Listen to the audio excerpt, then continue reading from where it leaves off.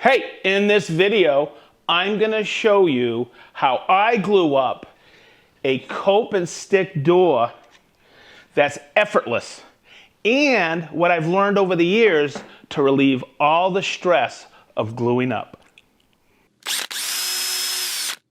All right, Sedge, so I'm gluing up some doors at home, and I feel like it's taking me too long because the glue's getting a little too tacky. What kind of tips and tricks you got for me? Okay, so what I'll do is I'll step you through the process that I do. Okay. And it's mostly the prep. Okay, so I'm gonna give you a ton of tips and tricks in this video to relieve a lot of the stress of glue up because of tack time. All right, first tip I'm gonna give you is have a sacrificial board for your workbench. All right, and this is just a very dead flat piece of particle board, and I've put a couple coats of lacquer on there so glue just flakes off. So I chose a cope and stick door because over the years I've given a lot of cool advice to people on the glue up of this. Okay. So what I always like to do is make sure all my pieces are marked. Okay, see, I have my reference points. I know that's my face, so you don't get discombobulated when you're doing that. Right. So that's a tip. And then I also get all my stuff I'm gonna need together. Like I preset my Bessie clamps here. Okay. Okay, you see how I've opened up? I make sure this is completely screwed out, so I have plenty of potential force on there.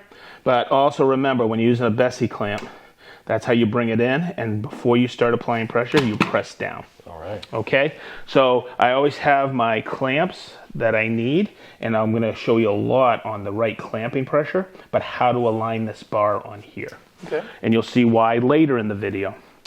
I have a piece of wood, a dead blow hammer, my hotel card from last week. It sounds funny, but this has been a big tip for people when I showed them how to glue up. And I have my 1/2 inch or 12 millimeter pins and my Grex 23 gauge micro pinner. And you're gonna see why you need 1/2 inch pins later in the video. So stay tuned. I get so many tips. Okay. I choose Type Bond 3, and the reason I do that, it has a longer open time. Okay. I don't care about waterproof or anything like that. The longer the open time, the better. And then some of the other Type Bonds, they have a short tack time, and that's where you can get some stress. All right, if it's something that's really elaborate in a glue up, like chairs and stuff like that, I use hide glue. Massive, still great strength, but it's a long open time on it. Okay. The other thing, Chris, if you can get in here, I also have a bucket of water always right nearby, and I'll show you that. Big D, there's one more tool I want to show you. Okay. And it's a toothbrush. Oh, wow. And you'll see why. Okay, so the cope joint, let's look at this real quick. I want to apply glue here, here, and in here. Right? So what I also have here is a piece of scrap lumber here, and I see people using brushes and all kinds of things. I use a basic hotel card because I can cover all of that just like this wicked quick and get it into the joint like that. Nice. Remember with glue, a little's a lot because you don't want a lot of squeeze out. So I'll just take this on my glue spreader. Oh, by the way, those are free. And you see how I can coat, hopefully we get this on the camera, we can coat that style joint or that rail joint so perfect. I just want to get out of it because that's where you have a lot of squeeze out and that's hard to get out. Just take it like that and make sure you get all the areas that's going to make contact in there. And it's as simple as that. So let's get the other ones done. I don't put any in there at all because there's plenty on this surface. As it goes in, it squeezes, but that works just right for me. I've never had a failure on these, and you'll see my squeeze out right there. I'll rub it a little like that so it hits that other surface and we're good to go. So what I'm going to do now is I'll take that panel. This is facing me because my rails and stiles have the marks facing me, and I'll slide this in. Just like that, and you'll see how that comes in just right. And then what we'll do is we'll coat these. So this really speeds up the operation using a wide spreader like this. So when it comes to using water on these joints, you don't want to oversaturate it. Okay. So just make sure it's completely wrung out and it's just damp. We can clean it up from door to door. So I'm going to put this on. That's my mark facing me. Yep. We'll slide it in just like this, and we'll get it into clamps. Okay, so what I want to do is I've always called this, I want to make my cradle of my clamps. And it sounds funny I say that, but check it out. I take and I see how I have, I call these the feet. See how I have my K-bodies like that? Mm-hmm. I orientate them in the same way. Not the handle here and a handle here. Okay, now, when I bring it in and I start feeling my edges here, here's where I have had problems before. Chris, come in here. See how this is proud here? I've taken my dead blow hammer before and gone like this, and I've ruined the profile. So what I do is, this is why I have a block. And what I do is I knock it out and bring it in perfectly flush. Just like this, so I'm not hurting the profile. So this side's easy because the rail is standing proud. So I'm just gonna come in and knock it right in like this. Use a dead blow hammer and make sure it's flush. All these little things you can do will make the final fit and finish easier. Now, you don't want to put pressure here because there's actually play in here, and your rails, your stiles will bow a little. You want to put pressure where pressure is needed. So you bring it in, and I like to put that rail or this bar here right in the middle, okay, and then hold it down here, bring it in, and bring the joint together. Nice. Okay, just like that, right? Same thing with this one. That's right in the middle, so I have perfect pressure in there. Remember, if you were going like this, you won't get any action.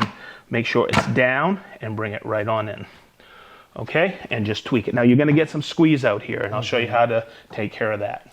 Okay, so let's clean it up. This is a damp rag. It's not oversaturated, and we'll just get these pieces here, look, where the rails meet, and on the ends, just like that. So I'm not saturating the joint. Now I'll turn it around here. Chris, get in here, and I'll see how that's right close to the middle.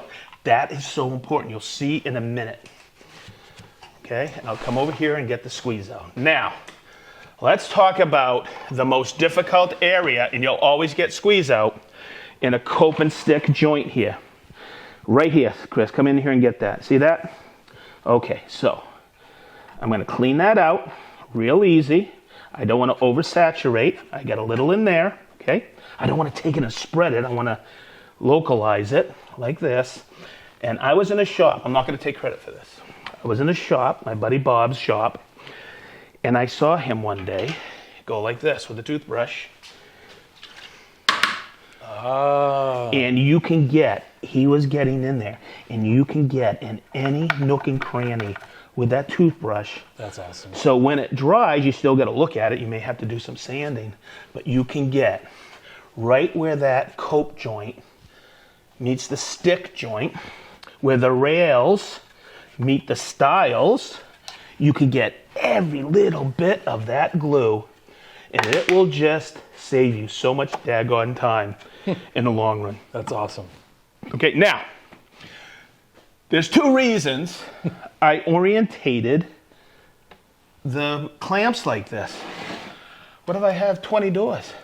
I can just take these and go on and stand them up, and it saves so much room in your shop. But there's another reason. So here at the end, I'm going to give you a tip that I learned about many moons ago. Okay. And I was at a shop once, and somebody had 1/2-inch brad nails, you know, the 18 gauge ones. Mm-hmm. And I went, why the heck are you using those? And he said, for cope and stick doors. He didn't have to say any more.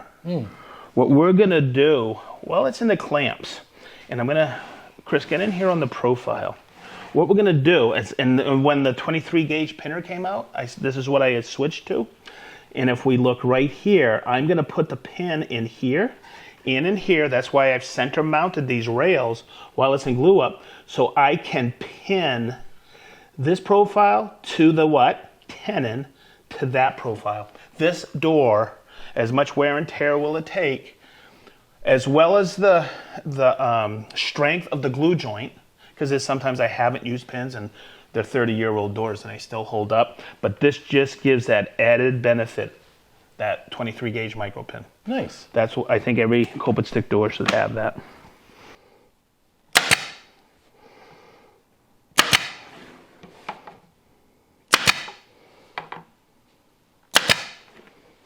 You can do one of two things. You can put a little wood filler in there and sand it, or just leave it. No one will ever know. And now, if you really think about it, I can take those out of the clamps because the micro pin is now the clamp. Hey, okay. So Big D, does that help the process? A lot, yeah. Okay, cool. And just remember, a lot of the tools were free. Hey. Okay, you got a toothbrush, you got a hotel key spreader, and a simple block in wood. And as we always say in the SedgeTool shop, Be positive. stay sharp, wicked sharp.